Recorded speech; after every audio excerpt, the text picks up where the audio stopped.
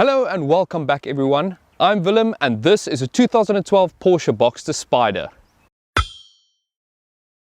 If you have not done so yet, please click the subscribe button below this video and subscribe to my channel. Also click the little bell icon for notifications on more videos because I'm sure there's going to be a lot more content coming out very soon.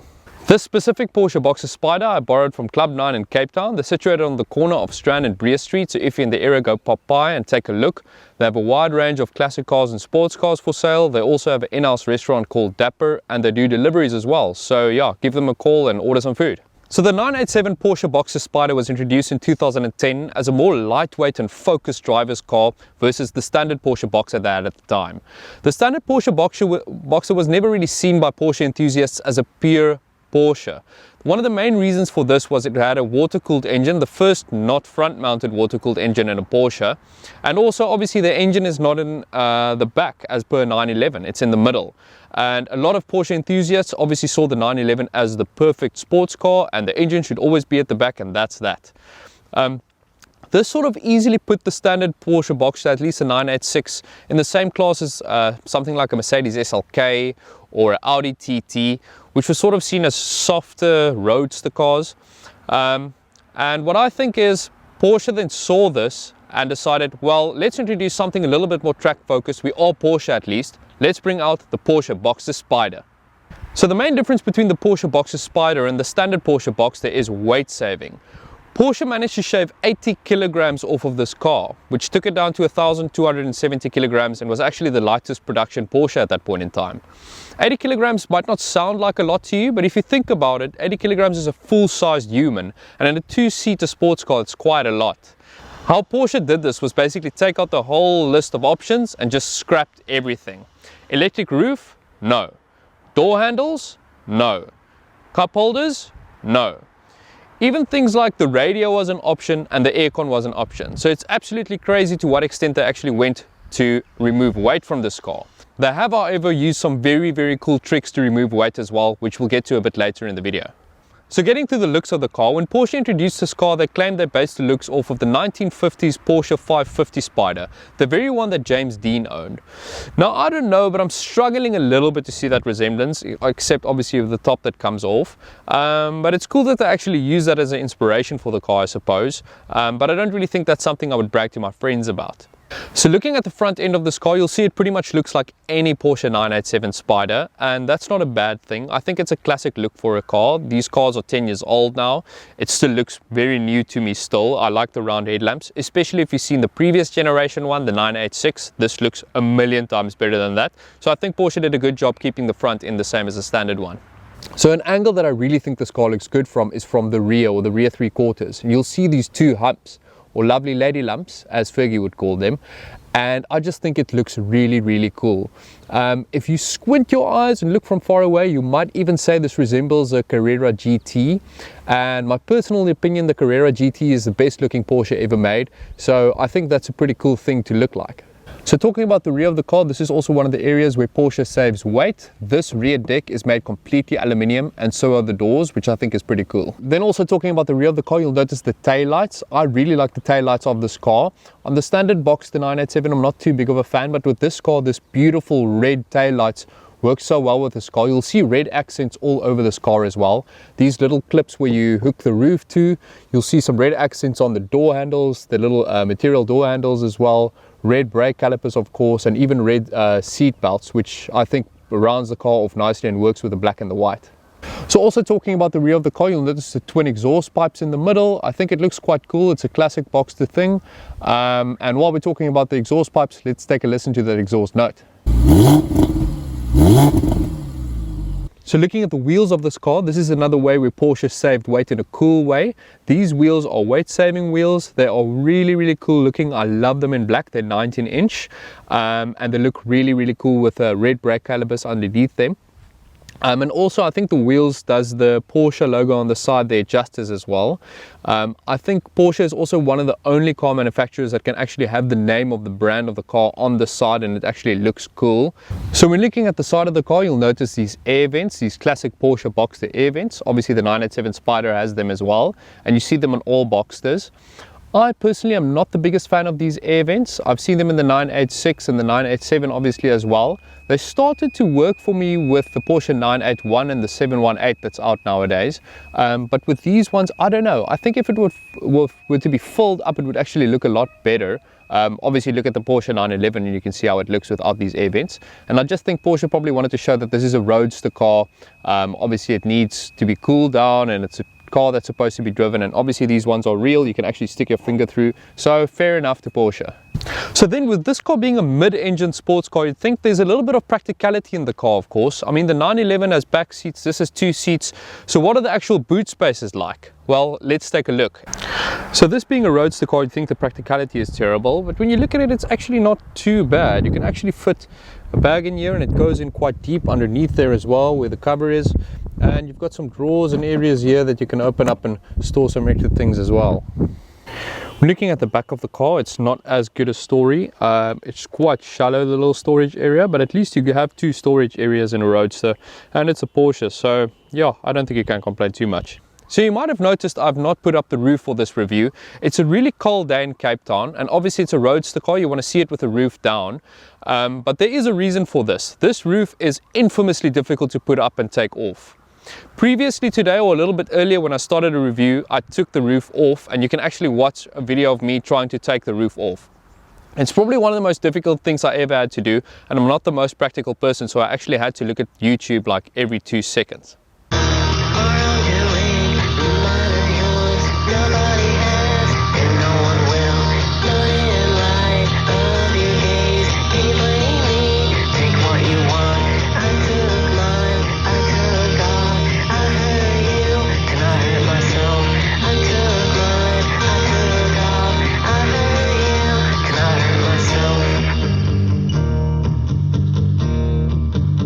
The interior of the 987 Porsche Boxster Spyder. The first thing you'll see or notice when you get into the car are these seats.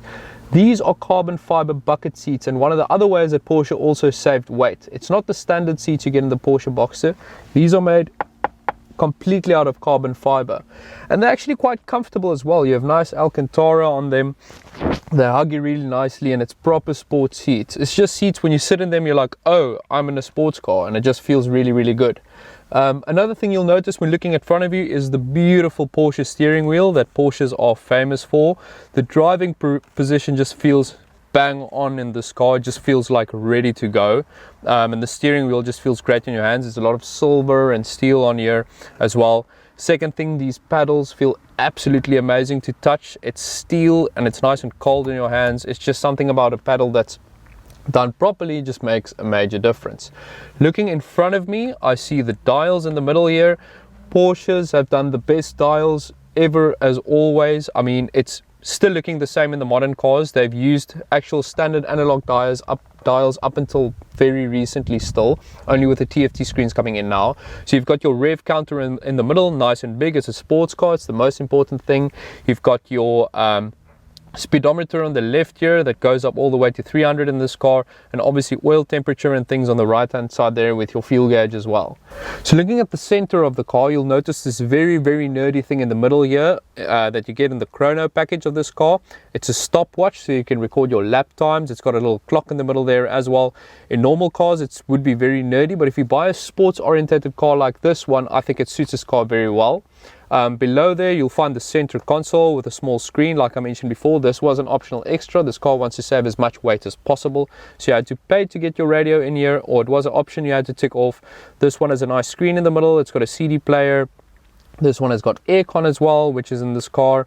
Something that excites me in this car are these 3 buttons down there. It says Sport, Sports Plus, and then one that shows exhausts, which is really, really cool. So if you press that, hopefully you'll hear a very nice sound as well. Another thing is this cabin is really simplistic in here. It feels really, really, really simplistic. Porsches have done this very well. It is, after all, a German car. They know how to make cars feel timeless and simplistic. Really like it. Black leather all over the place. It's not screaming and shouting at you. Of course, I've mentioned before, this car is saving weight with these door handles as well, which is something a little different, but I think it makes it a little bit more special. And these red safety belts as well. It looks really, really nice in this car. Another infamous thing that Porsche does are these cup holders here. So these cup holders, you press a button, it's the most over-engineered thing in the world. I mean, it just pops out like this, and it's really something that will probably break in the long run, but it is impressive if you want to show off to someone or just playing around with if you like gimmicky and quirky things like that. But that is a very German thing. You'll also notice a full-size cubbyhole, which at the moment holds a service booklet, and I think that's enough. There's some space for some more things as well, seeing that this car doesn't really have any storage areas in the doors here. So seeing that you don't have storage in the door pockets, I mentioned there's no cup holders, and if you look here, there's a little console here that you can open up with enough storage for not modern phones nowadays. Everyone's iPhones are massive nowadays, but at least there is some storage for something if you've got some loose change or whatever. So that concludes my interior and exterior review of the car. Now it's time to take it for a drive.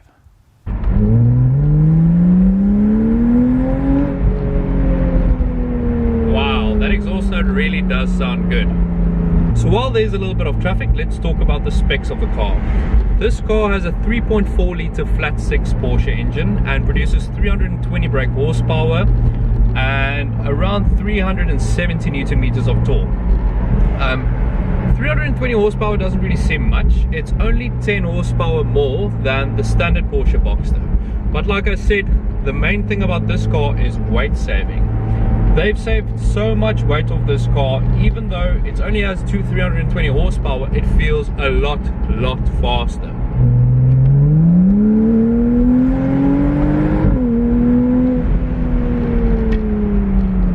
Oh, this car drives so good. Wow, this is a good car. It's so light and nimble. Like every move that you make in the car, you can feel it. I drove over a little part in the road that had some rocks at the bottom, jumping up and down a little bit, and it felt like I can actually feel the rocks bump under my feet. I don't know if I might have imagined that, but this is how light and how small and how compact this car feels. You literally feel everything in the road when driving this car. This Porsche Boxster is the one that comes with a PDK dual clutch gearbox. Usually in a Porsche or light small car like this, someone would want a manual gearbox. In this car, that's not really the case. This dual clutch is so fast and good. I don't really know if I would opt for the manual, to be honest. I don't think it's worth it. It's really such a good gearbox. So talking about the figures again, this car does 0 to 100 kilometers per hour in just below 5 seconds. It tops out at a speed of around 270 kilometers per hour, which isn't too bad considering the car. It's not as fast as a 911, of course. It can't go to 300 kilometers per hour or whatever, but I don't really think you'll need it in this car. The roof is down now in this car, and I really enjoy the feeling of it. It's such a proper roadster car. I almost think this is the car that the Boxster should have been from the beginning. It should have been a lightweight, stripped out sports car. Obviously, you're not going to sell hundreds and thousands of these cars if it came out like this. This is a very specialized car, saving weight and being as sporty as a Boxster can be. But I think Porsche did a really excellent job with this car. So we've really had some terrible weather in Cape Town the past few weeks. Today is actually one of the days that we can actually go for a drive.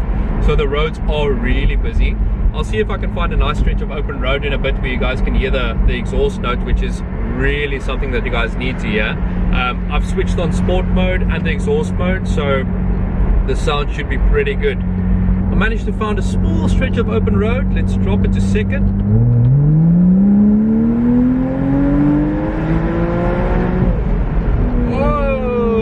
That is amazing.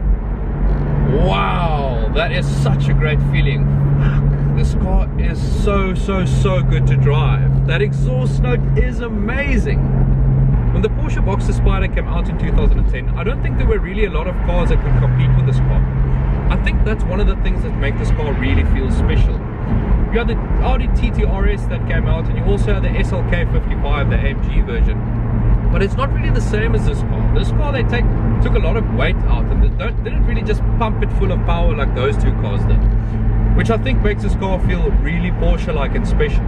To consider this above a 911 is really an option. I promise you, once you've driven one of these cars, it's really such a good drive. Like, it really is. The 997 Porsche Boxster Spyders have also become cars that are quite rare nowadays, which means that obviously in Porsche words, that means they're worth a lot more.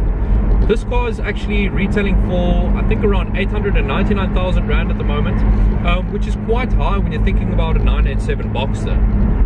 The big difference between this car and the Boxster, however, is the way this car makes you feel. And it makes you feel like you're driving something special. It's not something that you can drive every day. Sure, for the untrained eye, this car might just look like a standard 987 Boxster. To be completely honest, a few years ago, I wouldn't recognize one very easily. When I see one of these now go around, I'll have much more respect for them, to be honest. Found another little piece of open road. Let's drop it a gear.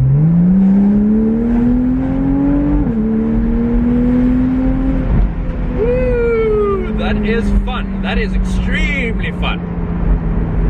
Oh, this car has really stolen my heart. I am completely honest.